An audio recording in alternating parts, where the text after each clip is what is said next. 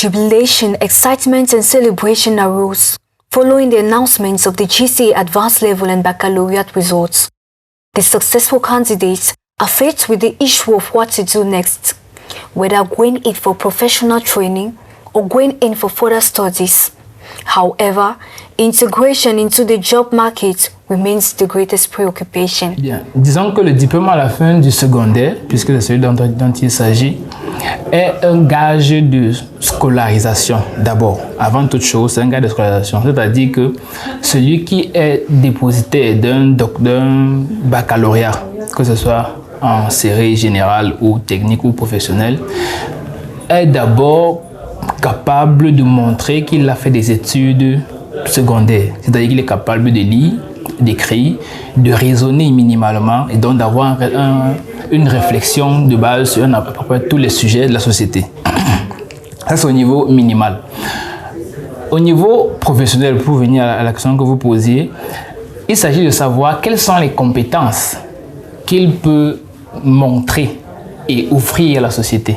C'est-à-dire que pour un baccalauréat général, par exemple, je prends l'exemple du baccalauréat A4 allemand, qu'on appelle lettres et philosophie, il est capable normalement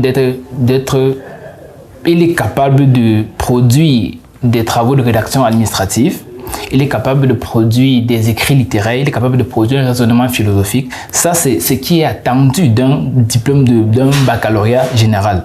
Pour un baccalauréat scientifique, les compétences seront différentes. Pour un baccalauréat technique aussi, ça sera différent. La vraie question, c'est quelle est la place qui lui est réservée dans chacun de ces domaines-là, puisqu'on parle de filière, que ce soit scientifique ou littéraire. Quelle est la place qui lui est attribuée dans une organisation qui produit ce type de service? Est-ce que pour une production, je prends l'exemple du journalisme par exemple, secrétaire de rédaction, est-ce qu'il aura les mêmes compétences qu'un diplômé en secrétariat bureautique qui a un BTS par exemple? Il est clair que non, parce que les attendus sont différents en fonction des niveaux de formation. C'est pour ça que je dis que pour un baccalauréat, c'est un niveau minimal de formation. C'est d'abord un niveau de formation qui fait preuve où quelqu'un fait preuve de scolarité, quitte à ce que ce soit développé dans des filières différentes, dans le supérieur ou dans la formation professionnelle. The value of a certificate in a context where there is a high rate of unemployment and where in the educational system, the most important thing is to move to an upper class but not showing off your skills. This raises the issue of coherence with the curriculum and the issue of competitiveness in the job market. Disons que ça pose, on va dire, deux problèmes. D'abord, il y a un problème de cohérence du cursus et puis un problème de compétitivité du marché de l'emploi. La cohérence du cursus est celle en lien avec les aspirations de l'aspirant chercheur, c'est-à-dire de celui qui veut du travail. Est-ce qu'en faisant les études, je prends en série lettres par exemple, j'ai en idée, ou alors avec les parents, est-ce que les parents ont en idée un positionnement professionnel à la sortie du lycée? La question, c'est ce que je disais tout à l'heure, c'est d'abord un besoin de scolarisation de base, puisque ce n'est pas avec le baccalauréat qu'on devient un ingénieur dans un domaine par exemple, ou un technicien dans un domaine. Ça, c'est le problème de cohérence avec le profil académique ou scolaire. Le problème de la compétitivité va naître à partir du moment où il y aura saturation d'un type de diplôme ou d'un diplôme en particulier. Si on prend le cas de l'enseignement général, cette année par exemple on a vu un record. Si on a 94 000 bacheliers sur le marché au même moment, il est clair que il va se poser un problème de saturation de bacheliers sur le marché et les postes d'emploi ne sont pas accessibles ou ne sont pas disponibles pour tous les 94 000 diplômés. C'est pour ça que je disais, ça pose deux problèmes. Il y a un problème de cohérence vis-à-vis de soi-même. Qu'est-ce qu'on aspire faire après le baccalauréat?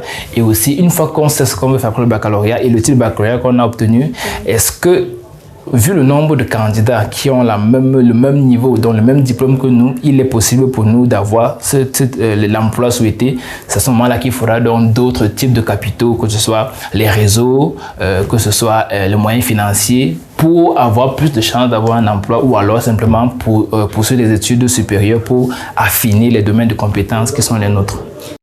On the social level, the educational system is seen as a cornerstone of the social system. As long as there is school, there will be a quest for certificates of education. because acquiring a certificate can possibly determine an individual's status in the society.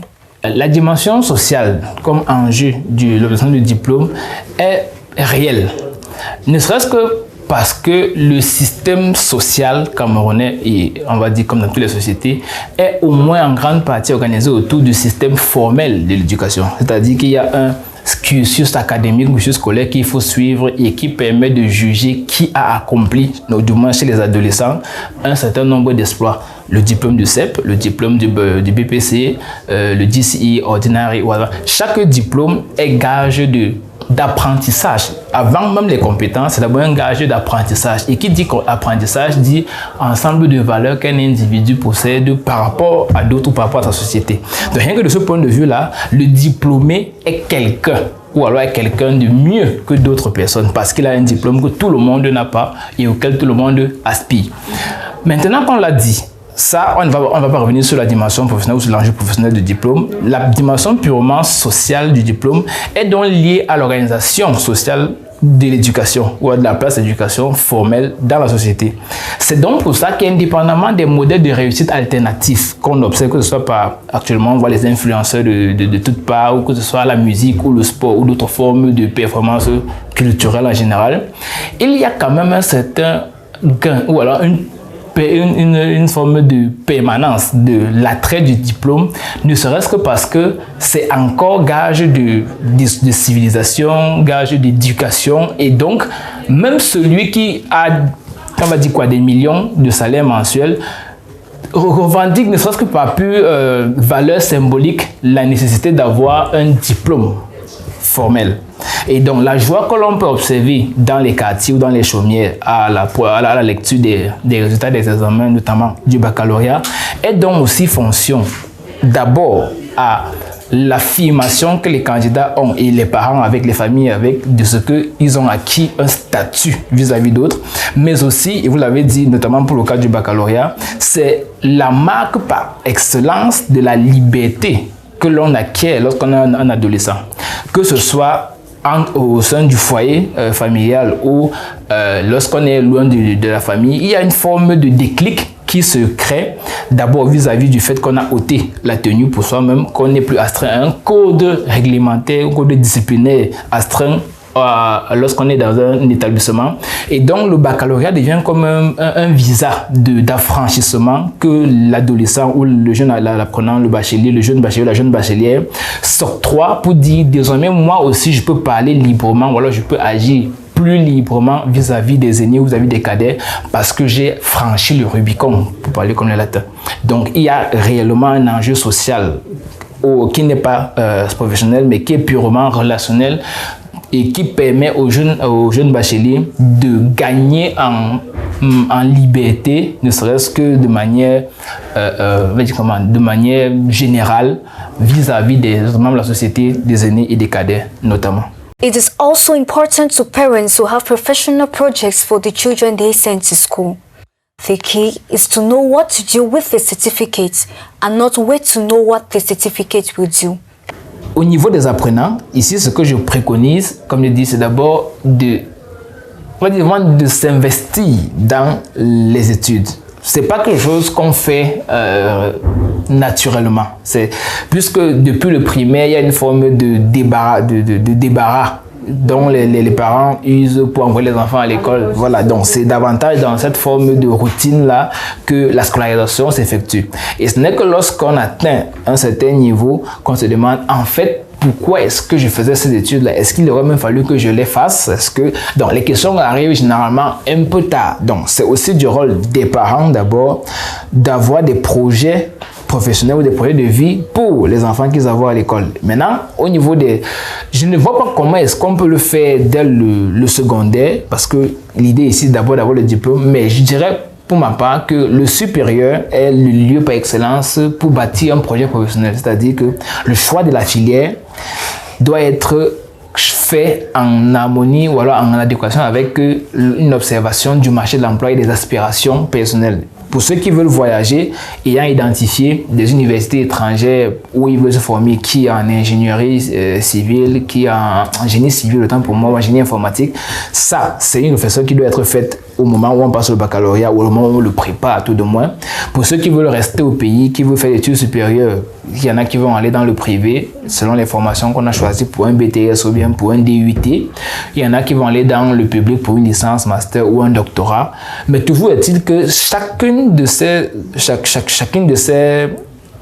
opportunités, de ces pistes, ouvre sur un ensemble de compétences à vendre. Donc pour moi, la clé, s'il n'y avait qu'une seule clé, la clé serait de te demander qu'est-ce que je veux faire de mon diplôme. Ce n'est pas tant de savoir ce que le diplôme fera de moi, mais qu'est-ce que je veux faire. Parce que les diplômes, comme je l'ai dit, on les a tous, parfois avec des pensions différentes, mais on les a tous. Donc supposément, on a les mêmes compétences. La différence, c'est qui saura les mettre en valeur mieux que les autres, et éventuellement ceux-là auront de meilleures chances de s'insérer sur le marché de l'emploi, sous réserve de la compétitivité, parce qu'il y a d'autres capitaux, comme je l'ai dit, il y a les réseaux, ça, il faut en avoir conscience. Ce n'est pas qu'il faut s'apitoyer en disant pourquoi eux ils ont les moyens et nous pas. L'idée, c'est une fois qu'on sait que cette différence-là existe, comment est-ce qu'on se démarque néanmoins de ceux qui n'ont pas fait la réflexion que nous faisons.